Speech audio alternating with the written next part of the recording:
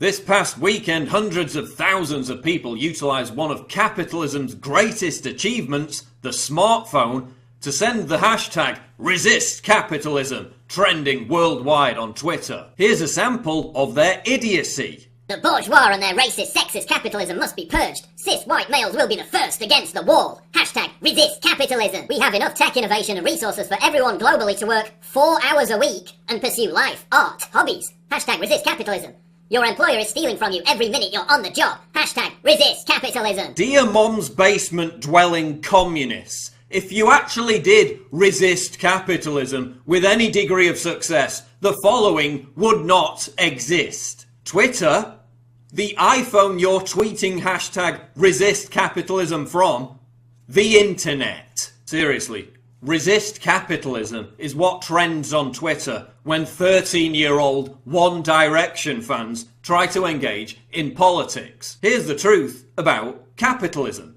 It's the single greatest force in history to alleviate suffering, bring billions of people out of poverty, and create healthier, more prosperous societies and higher living standards for all. Socialists don't even know what capitalism is. They confuse capitalism with corporatism. Corporatism is the opposite of free market capitalism because it depends on collusion between well-connected large corporations and the state. Socialists constantly call for government to impose more regulations on big corporations. But big corporations actually lobby for more government regulation because they can afford the costs. Small and medium-sized companies can't afford the costs, so they go out of business. Government regulation helps big corporations strangle smaller competitors. Corporatism also ensures that big corporations get waivers from corrupt governments, so they're immune from many of those regulations anyway. Capitalism is about the free exchange of goods and services. A competitive market creates quality because businesses fail if they don't please the consumer. Corporatism is about creating artificial monopolies that drive up prices and punish the consumer. Capitalism isn't the problem. Corporatism is the problem. Socialism is toxic to a healthy society because it punishes success and rewards failure. As Winston Churchill said, socialism is the equal sharing of miseries. Socialism extorts money from the successful and gives it to the lazy. Socialism disincentivizes success, meaning that businesses which make profit and create jobs, and people that actually produce and contribute to society, flee from countries that embrace socialism to those that embrace capitalism. The wealth that allows you to buy computers, smartphones, cars, go on nice holidays and eat nice food was all created by capitalism. And we'd all be a lot wealthier and happier if it wasn't for governments, socialists and corporatists trying to curtail free market capitalism. Look at the capitalist miracle in China. In the last 3 decades, China has lifted more people out of extreme poverty than the rest of the world combined. 680 million people have escaped poverty in China thanks to capitalism. And it's a similar situation in India. Look at the standard of living in countries that reject capitalism. Venezuela has the largest proven oil reserves in the world. Yet its socialist government struggles to even provide its people with milk, flour and toilet paper. But over in capitalist Chile, which has virtually no natural resources, its citizens enjoy the 3rd highest living standards in all of America, beaten only by the US and Canada. Compare places like Hong Kong, which has no significant natural resources, to Cuba, which has an abundance of them. Before Castro's communism, capitalist Cuba had a per capita income higher than Spain and Portugal. After Castro's communism, Cuba became a rundown economic failure stuck in a 1950s time warp. Like Cuba, Hong Kong was under an embargo from its nearest superpower, China.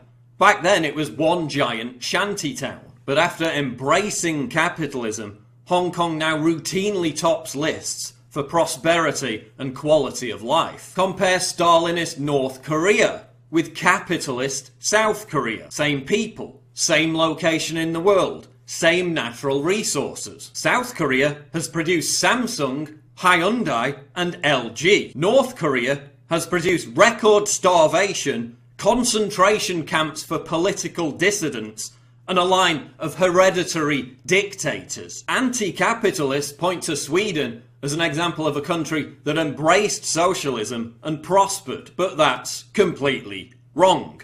Sweden only began to prosper in the mid-90s after it dumped socialism and embraced lower taxes and privatisation. People who support socialism are also far greedier than those who support capitalism. Conservatives are more likely to be pro-capitalism, while leftists are more likely to be pro-socialism. Leftists associate capitalism, and therefore its most ardent supporters, conservatives, with greed and a lack of charity. However, studies show that poorer conservatives are more generous than wealthier liberals when it comes to giving to charity. So it's actually leftists who claim to be more concerned about the poor and needy, who are the most miserly when it comes to helping the poor and needy. While pro-capitalism conservatives, far from being greedy, are the most charitable. Look, capitalism is by no means perfect. There's still poverty in capitalist countries because we don't live in a utopia.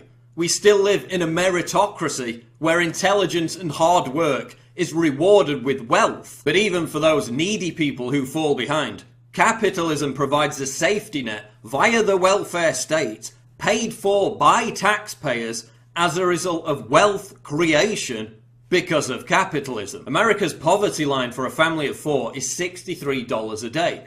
In the poorest countries, which haven't embraced capitalism, it's $1.25 a day. So by resisting capitalism, you're actually promoting an economic system that guarantees destitution and misery for the most amount of people. You're supporting an ideology that ensures billions of people will continue to remain mired in poverty. So go back to your mom's basement, don your Che Guevara t-shirt and genuflect beneath your hammer and sickle flag. But please, don't inflict your colossally retarded hashtag on the rest of us, because you've got no idea what the hell you're talking about.